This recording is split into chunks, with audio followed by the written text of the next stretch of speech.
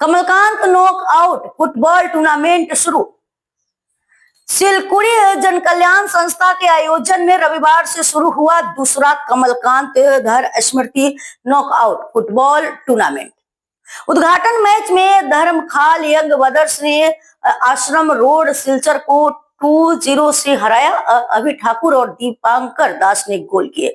Match में करीब 10,000 दर्शक मौजूद थे। उद्घाटन समारोह में कई सामाजिक कार्यकर्ता और गणमान्य व्यक्ति उपस्थित रहे। नमस्कार, आज के हमारे सिलकुड़ीगाम कमलाकांत धर मेमोरियल मिनी स्टेडियमे द्वितीय बछरे आयोजित हमारे सिलकुड़ी जनकल्याण संस्थार द्वारा आयोजित नॉकआउट फुटबल टूर्नामेंट प्राइज मानी जो टूर्नामेंट होच्छे एटी आमरा आजकेर दिने शुभ उद्बोधन होयेछे। आमादेर एई उद्बोधन मैचे आमादेर एई शिलचरेर सांसद माननीय परिमल शुक्लदू महाशय आसार कथा छिलो।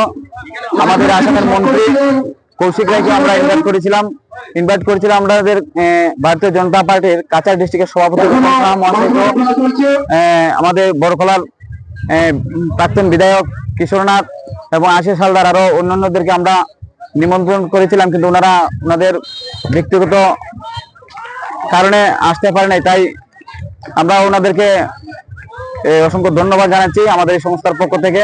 আমরা আশা রাখি ওনারা আমাদের এই ফাইনাল যখন ম্যাচটি হবে ম্যাচটিতে যেন ওনারা উপস্থিত থাকতে পারেন। আমরা এই এলাকার জনসাধারণের সমর্থনে আমরা এই ফুটবল টুর্নামেন্টে আমরা করতে যাচ্ছি, আর ওনারা আমাদেরকে সহযোগিতা করে যাচ্ছে। এলাকার প্রতিটি মানুষই আমাদেরকে সহযোগিতা করে যাচ্ছে। ধন্যবাদ। এখানে আমরা একটা দুঃখিত, আমাদের এই সংস্থার সদস্য অনন্ত সরকার উনি আমাদের এই ক্লাবের সদস্য ছিলেন, উনি আজকে আমাদের সামনে নেই। ওনার জন্য আমরা আমাদের সংস্থার প্রতিটি সদস্য আমরা দুঃখিত। উনি অকালে চলে গেলেন আমাদেরকে ছেড়ে এবং ওনাদের পরিবারকে অসহায় অবস্থায় রেখে, তার জন্য আমরা অনেক দুঃখিত।